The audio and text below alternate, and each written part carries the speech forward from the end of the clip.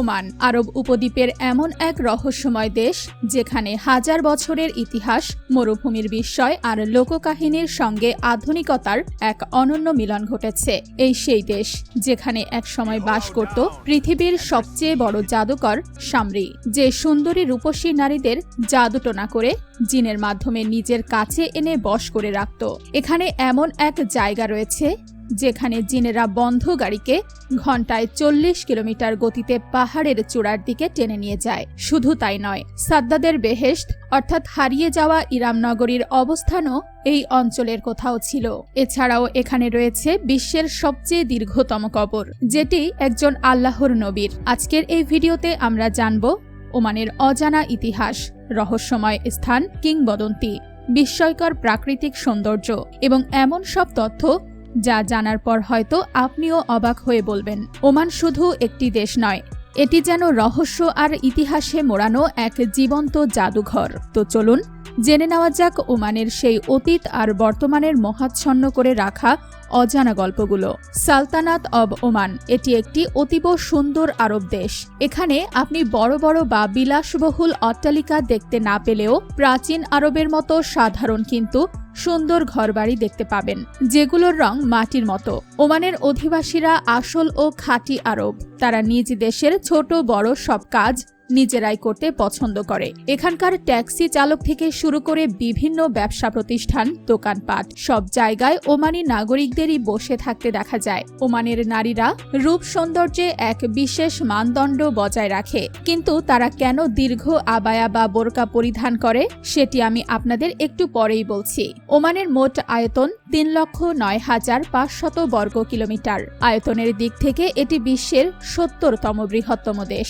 ওমানে প্রায় ৫৫ লাখ মানুষ বাস করে, যার মধ্যে প্রায় ২৮ লাখ নারী এবং ১৮ লাখ পুরুষ, অর্থাৎ পুরুষের তুলনায় নারীর সংখ্যা অনেক বেশি। এই কারণেই ওমানের পুরুষরা অনায়াসে একাধিক বিবাহ করে থাকে। সাধারণত ২০ বছর বয়স থেকেই এখানকার তরুণ তরুণীরা বিবাহ বন্ধনে আবদ্ধ হতে শুরু করে। ওমানের সংস্কৃতি অন্যান্য আরব দেশের তুলনায় কিছুটা ভিন্ন। তারা মাথায় কারুকাজ করা টুপি ও ঐতিহ্যবাহী কান্দুরা বা লম্বা পোশাক পরিধান করে। তবে তাদের বিয়ের রীতিনীতি অন্যান্য আরব দেশের মতোই। এখানে আগদের পর আস্ত উট বড় বড় পাত্রে সাজিয়ে অতিথিদের পরিবেশন করা হয়। মজার ব্যাপার হলো উটের তৈরি খাবার, যেটাকে বলা হয় মান্দি, সেটার ওপর তারা মধু ও খাঁটি ঘি ছিটিয়ে খেতে পছন্দ করে। আর যদি ওমানি হালুয়ার কথা বলা হয়, তবে এটি আরব বিশ্বের এমন এক বিখ্যাত ঐতিহ্যবাহী মিষ্টি যা খাওয়ার পর পরিবেশন করা হয়। এই ওমানি হালুয়া পুরো আরব জুড়েই অত্যন্ত সমাদৃত। জাদুকর শামরি এমন এক লোক ছিল যে কোনো সুন্দরী রূপসী নারীর পায়ের নিচের মাটি নিজের পোষা জিনের মাধ্যমে নিয়ে আসত। তারপর সেই মাটির ওপর জাদুটোনা করে সেই নারীকে নিজের কাছে টেনে আনত এবং নিজের ইচ্ছার বশ করে নিত। এই কারণেই আজ অব্দি ওমানের নারীরা এমন দীর্ঘ লম্বা আবায়া পরে, যা হাঁটার সময় পেছন থেকে তাদের পায়ের ছাপ বা চিহ্ন মুছে দেয়। জাদুকর শামরির প্রাসাদটি আজও ওমানের সালালাহ শহরে অবস্থিত, যার ভেতরে তার কবরও রয়েছে। দূর দূরান্ত থেকে মানুষ এটি দেখতে আসে, তবে ভেতরে প্রবেশের কোনো অনুমতি নেই। এছাড়া এই ভূখণ্ডে এমন এক তাবেইর স্মৃতি জড়িত রয়েছে যিনি রাসূলুল্লাহ সাল্লাল্লাহু আলাইহি ওয়াসাল্লাম এর যুগ পেয়েছিলেন, কিন্তু বাহ্যিকভাবে তার সাথে সরাসরি দেখা করার সৌভাগ্য পাননি। তাই তিনি সাহাবী না হয়ে তাবেই হিসেবে পরিগণিত হন, যাকে বিশ্ববাসী হযরত ওয়াইস করনী রাদিয়াল্লাহু তাআলা আনহু নামে চেনে, যিনি নিজের মায়ের এতটাই সেবা করেছিলেন যে রাসূলুল্লাহ সাল্লাল্লাহু আলাইহি ওয়াসাল্লাম বলেছিলেন, কেউ যদি ইয়ামেনে যায় তবে যেন ওয়াইস করণীকে তার সালাম পৌঁছায়। তার কবর মোবারক সালালাহর পাহাড়ের মাঝে অবস্থিত। সারা বিশ্ব থেকে মুসলমানেরা তার রওজা জিয়ারত করার জন্য এখানে আসেন। ওমান এমন এক ভূখণ্ড যেখানে গেলে আপনি আজও 1500 বছর পুরনো আরবকে দেখতে পাবেন। এর সীমানা ইয়ামেন, সৌদি আরব এবং সংযুক্ত আরব আমিরাতের সাথে যুক্ত। এছাড়া পারস্য উপসাগরের মনোরম সমুদ্র এর সাথে লেগে আছে। ওমানে প্রচলিত মুদ্রার নাম ওমানি রিয়াল। এটি বিশ্বের তৃতীয় শক্তিশালী মুদ্রা। বিশ্বের দীর্ঘতম কবরটি হল আল্লাহর নবী হযরত ইমরান আলাইহিস সালামের। তার কবর মোবারক সালালাহতেই অবস্থিত। তার কবর মোবারক 41 ফুট লম্বা। প্রতিদিন শত শত মানুষ এখানে ফাতিহা পাঠ করার জন্য আসেন। সালালাহ শহরটি বহু শতাব্দী আগে ইয়ামেনের অংশ ছিল, আর এই সালালাহতেই অবস্থিত ওয়াদি ই সাবা, যার রানী ছিলেন রানী বিলকিস। আর রানী বিলকিসের জাতিকে বলা হতো কওমে সাবা। রানী বিলকিস নিজের জাতির ওপর 900 বছর শাসন করেছিলেন। রানী বিলকিসের 1000 বছরের পুরনো প্রাসাদটিও আজও সালালাহতে বিদ্যমান। হযরত সুলাইমান আলাইহিস সালাম রানী বিলকিসকে ইসলামের দাওয়াত দিয়েছিলেন, কারণ কওমে সাবা আগুন ও সূর্যের পূজা করত। এই প্রাসাদটি ছোট বড় পাথর দিয়ে তৈরি করা হয়েছিল এবং আজও তার নিজের আসল রূপেই টিকে আছে।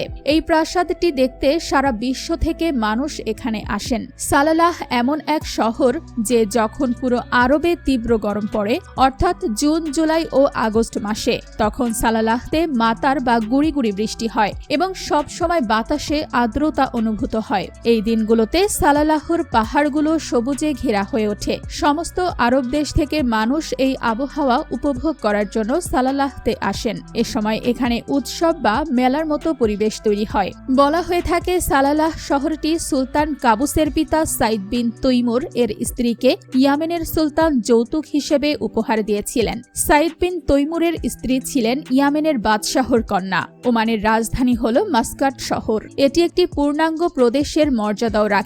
এই প্রদেশটি 3500 বর্গ কিলোমিটার এলাকা জুড়ে বিস্তৃত এবং এখানে প্রায় 18 লাখ মানুষ বাস করে। ওমানে প্রচুর সংখ্যক বিদেশি নাগরিকও বাস করে। শুধু কাজের তাগিদেই সেখানে অবস্থান করছেন লাখ লাখ পাকিস্তানি। এই এলাকাটি একদম সমুদ্রের তীরে অবস্থিত। মাস্কাটের কর্নিশ অত্যন্ত মনোরম। আপনি ওমানের যে শহরে যান না কেন, সমুদ্রের কোল ঘেঁষে কর্নিশ তৈরি করা হয়েছে, যেখানে মানুষ পরিবার নিয়ে ঘুরে বেড়াতে ও উপভোগ করতে আসে। বন্ধুরা, 1970 সালের আগে ওমানে কিছুই ছিল না। সেখানে কোনো সমুদ্র বন্দর ছিল না, ছিল না কোনো বিমানবন্দরও। তখন পুরো দেশ মাত্র 10 কিলোমিটার দীর্ঘ পাকা রাস্তা ছিল। কিন্তু আজ ওমান বিশ্বের অন্যতম আধুনিক দেশ। এই প্রাচীন দেশকে উন্নতির পথে এগিয়ে নেওয়ার পেছনের মানুষটি হলেন সুলতান কাবুস।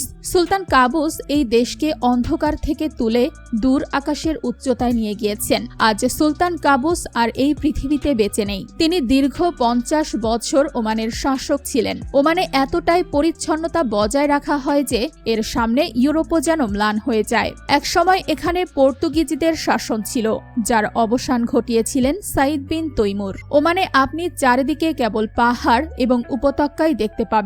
এই পাহাড়গুলো শুষ্ক হলেও দেখতে অত্যন্ত মনোরম। ওমানের পরিচ্ছন্ন রাস্তাঘাট এবং দুপাশে সারি সারি খেজুর গাছ এর সৌন্দর্যকে বহুগুণ বাড়িয়ে দেয়। আপনি কি জানেন যে সুলতান কাবুসের প্রাসাদ সোনা দিয়ে তৈরি করা হয়েছিল? এই প্রাসাদটি বিশালাকার, যার ভেতরে সাধারণ মানুষের প্রবেশের অনুমতি নেই, তবে বাইরে থেকে সবকিছু দেখার অনুমতি রয়েছে। এই প্রাসাদের ঘরগুলো থেকে শুরু করে বাথরুম পর্যন্ত সোনার কাজ করা হয়েছে। এমনকি প্রাসাদের দরজাগুলোতেও খাঁটি সোনা দিয়ে কারুকাজ ও নকশা ফুটিয়ে তোলা হয়েছে। সুলতান কাবুস ছিলেন বিশ্বের অন্যতম ধনী এবং অত্যন্ত সদয় একজন মানুষ, যিনি আরব বিশ্বের দীর্ঘমেয়াদী শাসকদের মধ্যে অন্যতম ছিলেন। যদি আমরা সুলতান কাবুস গ্র্যান্ড মসজিদ এর দিকে তাকাই, তবে এটি ওমানের সর্ববৃহৎ মসজিদ, যেখানে একসাথে 2000 জন মুসল্লি নামাজ আদায় করতে পারেন। এই মসজিদটির নির্মাণ কাজ 2001 সালে সম্পন্ন হয়। এর রয়েছে 5টি সুউচ্চ মিনার। এই মসজিদের বিশেষত্ব হল এর মেঝেতে যে গালিচা বিছানো রয়েছে তাতে কোনো জোর বা কাটা ছেঁড়া নেই, অর্থাৎ পুরো মসজিদে একটি মাত্র বিশাল গালিচা ব্যবহার করা হয়েছে। এই মসজিদটিকে বিশ্বের সবচেয়ে মূল্যবান ও দামি পাথর দিয়ে সুশোভিত করা হয়েছে। ওমানের আরব নারীরা অত্যন্ত বিলাসবহুল জীবন যাপন করেন। দামি ও বড় বড় গাড়ি এবং চমৎকার বাড়ি রয়েছে তাদের। সেখানে অর্থের কোনো অভাব নেই। এখানকার নারীরা সোনা পরতে খুব পছন্দ করেন। বেশিরভাগ নারীর কাছে কোটি টাকার সোনা রয়েছে। সালালাহ শহরে হযরত আইয়ুব আলাইহিস সালাম এর কবর মোবারক অবস্থিত এবং সেই পাথরটিও সংরক্ষিত রয়েছে যেখানে হযরত সালাহ আলাইহিস সালাম এর উটের রক্ত লেগেছিল।